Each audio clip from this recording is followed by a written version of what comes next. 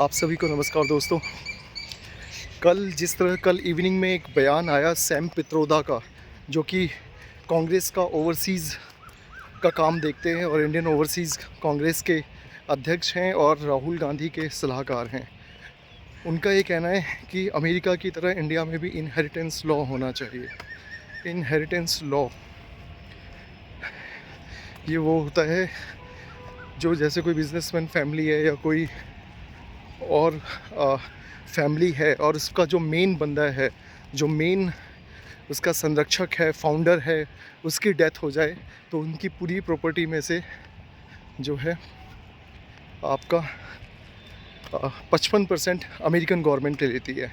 लेकिन सैम पित्रोदा जी, आपका एजेंडा क्या है वो तो हम सब समझ रहे हैं, लेकिन ये चीज़ यहाँ नहीं चलेगी भारत में कि एक इंसान अपनी मेहनत से, अपनी जी तोड़ मेहनत की कमाई से पैसा कमाए और आप लोग इनहेरिटेंस लॉ के नाम पे 55% ले लो।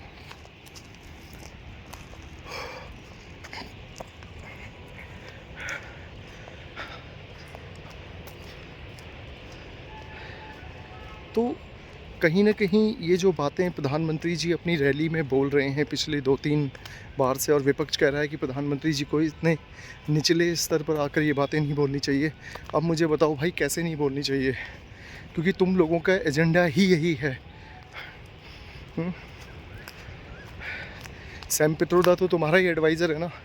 राहुल गांधी जी का फाइनेंशियल एडवाइज़र है, इकोनॉमिक एडवाइज़र है, पॉलिटिकल एडवाइज़र है। और जब भी राहुल गांधी जी अमेरिका जाते हैं तो उनकी जितनी भी कॉन्फ्रेंसेस होती हैं, मीटिंग्स होती हैं, या उनकी जितनी भी एड्रेसिंग होती है ओवरसीज़ में, वो सब सैम पित्रोदा देखते हैं।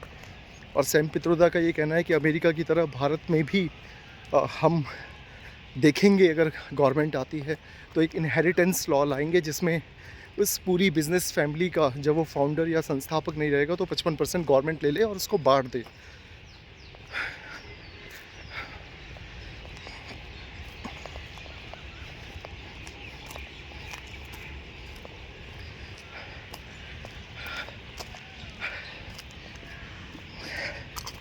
बहुत बुरा हाल है भाई, इस देश के अंदर बड़ा बुरा हाल है। संसाधन कमा कोई और रहा है, जा कहीं और रहे हैं। और अभी भी अगर आप पूरे सिस्टम को देखेंगे कि सबसे ज़्यादा टैक्स कौन देता है, जो डायरेक्टली हो, इनडायरेक्ट हो, इनकम टैक्स हो, एडवांस टैक्स हो, या बाकी का जीएसटी कलेक्शंस में किसकी भागीदारी है, तो आप लोगों को पता लगेगा कि एक पर्टिकुलर कम्युनिटी सबसे ज़्यादा टैक्स देती है और दूसरी कम्युनिटी बिल्कुल भी नहीं देती डायरेक्ट टैक्सेस में।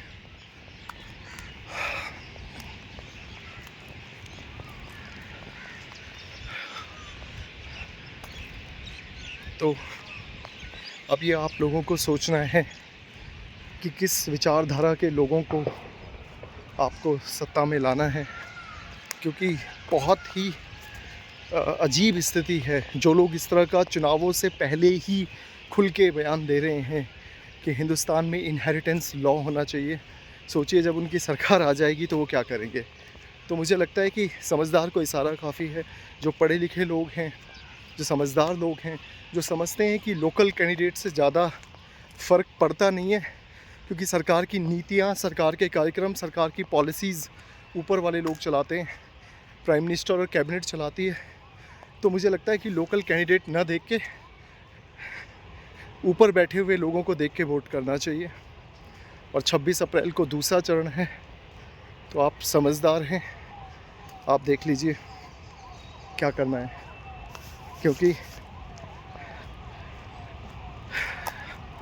बहुत अजीब सी पोजीशन तो बन ही गई है, क्या कहूँ। और इस देश का राजनीतिक स्तर बहुत गिरता जा रहा है, बहुत ज़्यादा गिरता जा रहा है।